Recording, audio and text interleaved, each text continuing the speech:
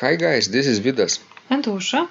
Let's start episode 216 of Ask Vidas and Usha podcast.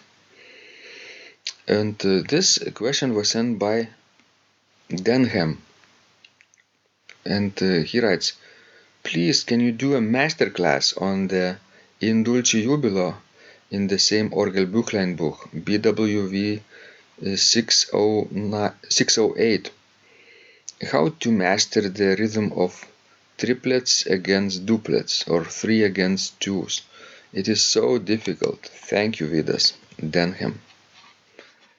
Do you remember this piece where it's a canon between the chorale parts, between the the manual part and the pedal part, but then hands are playing interchangeably duplets and triplets. Remember George Ritchie talked about that?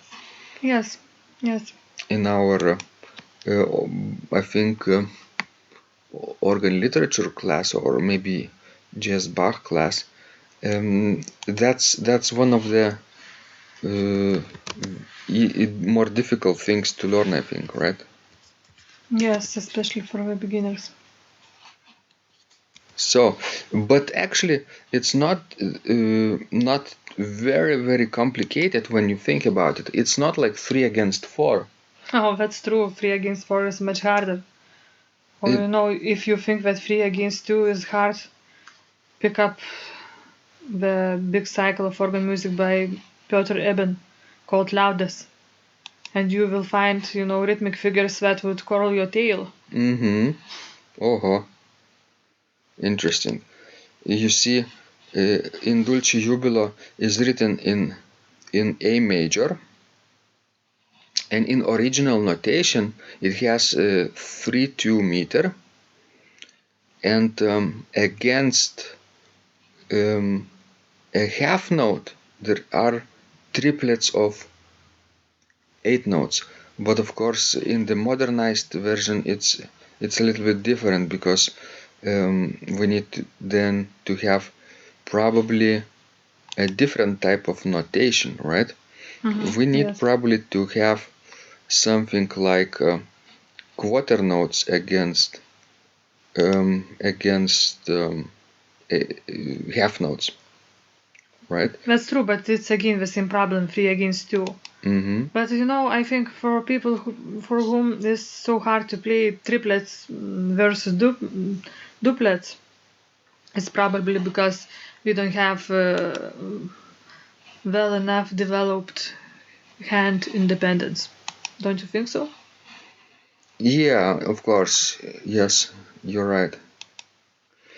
And this can be achieved by playing and counting those parts separately, right?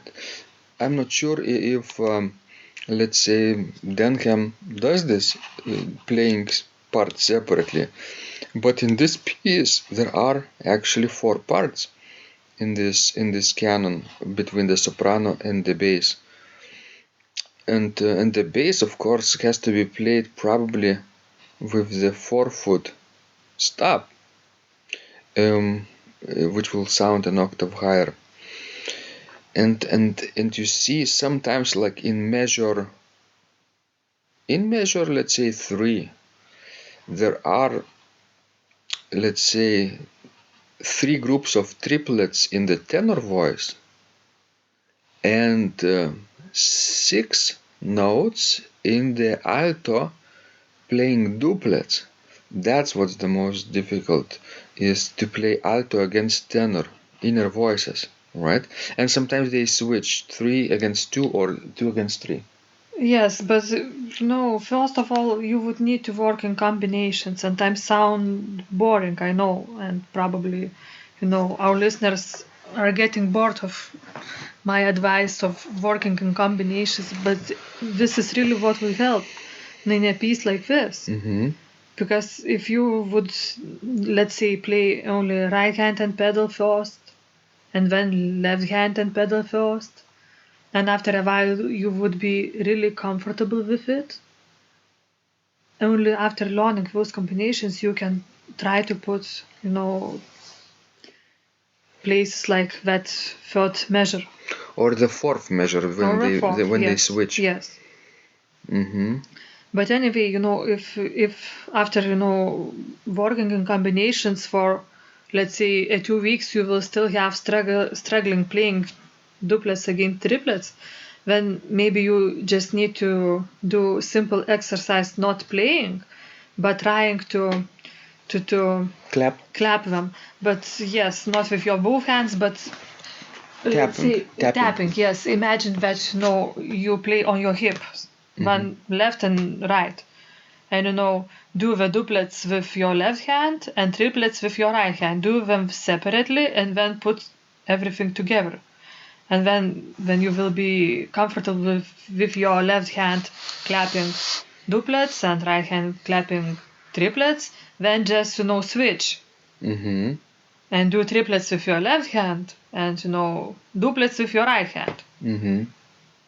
That's possible. And the way to learn this is actually very simple.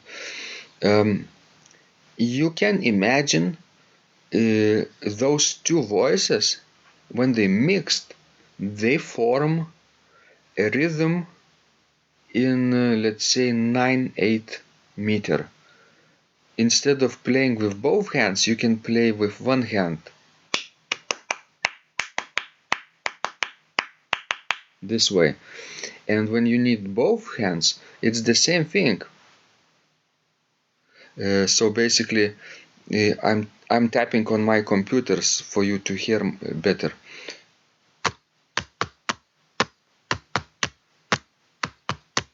Right? I can switch too.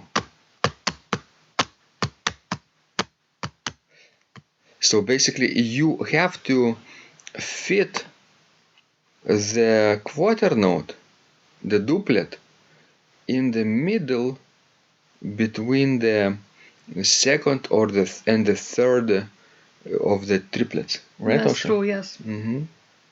And you do that by playing separately or tapping separately first. Yes, but this is the struggle that each beginner has to overcome. It seems so hard at the beginning. But after a while, after 10 years, you will be just laughing about things like this. Mm-hmm. Because by that time, you will encounter much, much, much more difficult rhythmic problems in organ music.